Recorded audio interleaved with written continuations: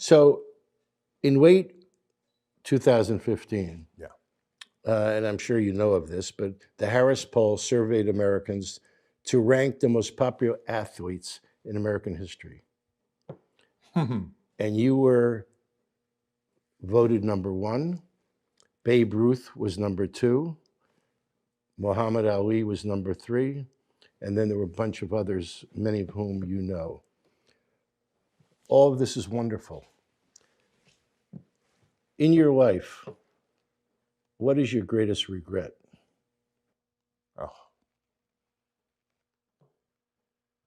You know, I really don't have regrets. I am a person that says, you know, as soon as you look back in your history and you come up with something that you feel like you want to change, something else has to change. You know, so What about your biggest disappointment? once again, that's the same analogy. You know, disappointment to me, to win, you got to lose. To be successful, you got to have something that's not successful. To be happy, you got to have disappointment. So I think all of those things have evolved and happened to make me who I am and understand the benefits and the privileges I have for being who I am, you know, and not to wear it on my sleeve, be very humble about it. That's one thing my parents taught me very well is, you know, don't wear your reputation, don't wear your accolades, don't wear your, you know, your personality on your sleeve. Let it happen, let it be you. It is who you are.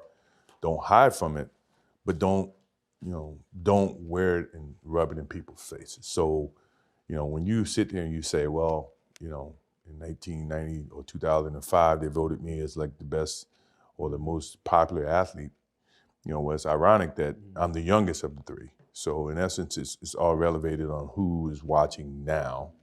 If you ask 20 years from now, I'm pretty sure LeBron may beat me, you know, based on who's going to be making the voting. So I say that to understand that, you know, it is what it is. You know, I don't wear it. I don't showcase it. I don't rub it in other people's faces. Someone else's opinion.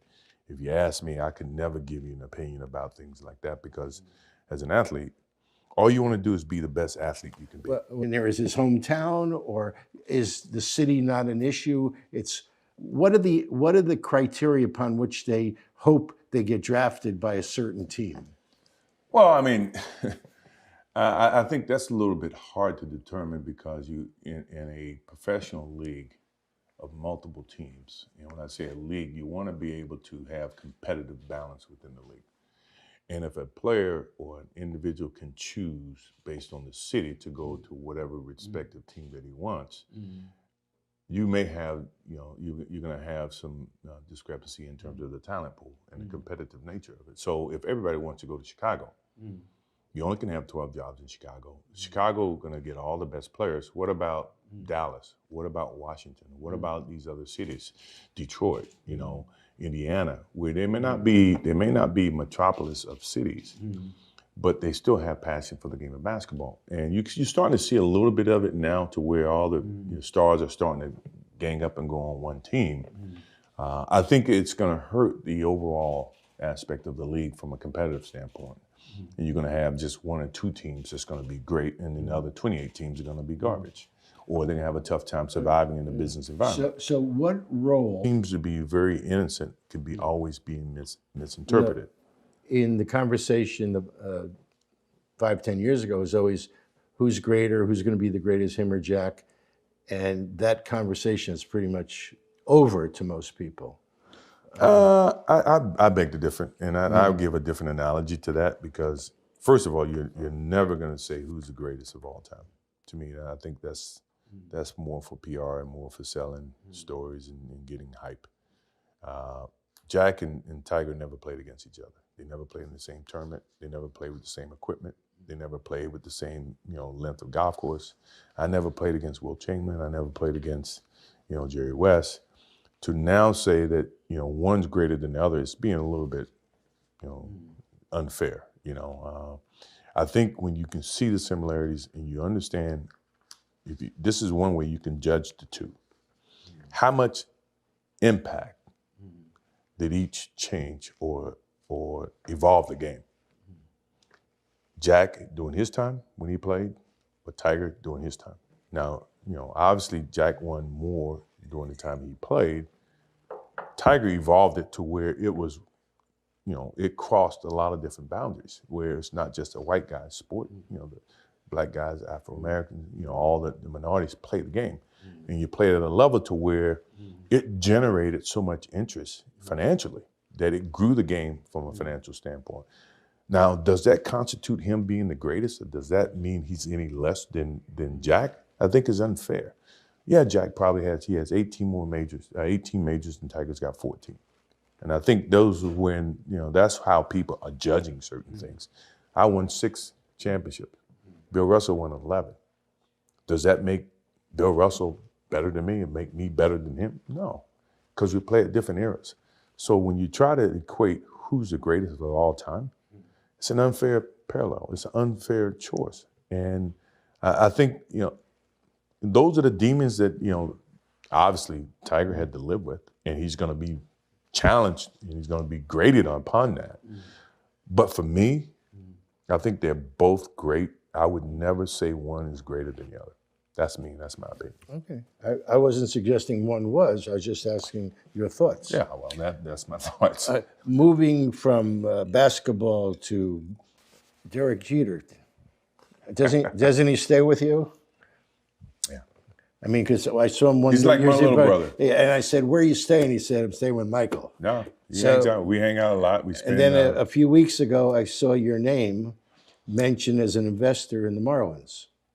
Yeah. So, what motivates? Is it strictly friendship or a business or both? Or you love baseball. I love baseball. My love for baseball, and it's not final. Obviously, they got to go through the approval state of his ownership. And when he came to me about getting involved, I said, "Look, I would support you in whatever way. I have my own businesses. I have the Hornets. I have the Jordan brand. I would support you in whatever way you want me to support you." I think he's motivated to build a baseball franchise that can be successful. That is who he is. That's the way he lived his life. It's very resemblant. It resembles everything that I tried to do from a basketball sense. He's trying to do from a baseball sense. I can only congratulate. I can only support. I think he's going to do a great job.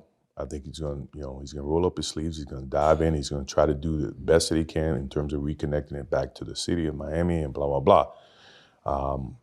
I don't know how I can, be a part of it, but I am a part from afar and from a support standpoint. Well, in some ways. But I love the game of baseball. Yeah. Don't get me wrong. Right. And in some ways, you now are on almost identical paths as owners with a team that needs to step up its game. Yes. And the thing that I can provide for him is for my team, to be able to lend him advice and give him some insights in terms of what we did in Charlotte, and to reconnect and to turn things around to where it's a more successful franchise. You talk about teaching. Have you ever been a coach? No. Did you ever want to be a coach? No. I have no patience for coaching. My biggest problem from a competitive standpoint is the focus of today's athlete and the focus of where I saw the game, how I pursued the game. It changes and it's totally different. So to me, for me to ask an individual to focus on the game the way I played the game, in some ways would be, unfair for that kid to have to endure that. And if he didn't do it, no telling where my emotions would be. I don't think I would have the patience for it. So in essence, coaching is something that I've never really felt I could do from an emotional standpoint because I'm much different and I have a different perception about things than what the kids do today. Because it's a cigar magazine and because I'm trying to reach out to what my reader would want to know about you, I'm sure they would all like to know, you said you smoke 6 cigars a day. Sure. What do you smoke? What are your favorite My cigars? favorite? Yeah. Partagas Lusitanians is my favorite. And that's, So you like a big cigar? I like a big cigar, but I don't, I can smoke a small cigar too. I like variety. I like to at least experiment on different types of levels in terms of cigars. Why don't we go this one? It's this is. I'm not giving this up. You want to try something else? No, I want to go to the pre-cast Okay, show I go with just because the draws will. But nothing wrong with this draw. No. It's just that you got me talking so much I can't smoke the cigar. Well, I want to apologize. Okay, no problem. I don't want to leave without having this cigar. So, and I I don't. was want, hoping you forget. No, and I don't want more you. for me. I don't want you taking home the box, and I don't open these that often.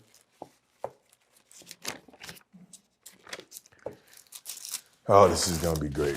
This is the best part about this whole process. Is the cigars that you had to come up with. These are your cigars now. Yeah, no shit. This is a pre-Castro Cuban. I can't wait to. Have you ever been to Cuba? Many times. That's where we were headed next. So, Here, so I got this. I'm smoking this. actually, I started going there in 1991 to do a cover story for the Wine Spectator on Cuban cigars. I had no idea when I went there I was going to have a cigar magazine. Then I went to Cuba, and it's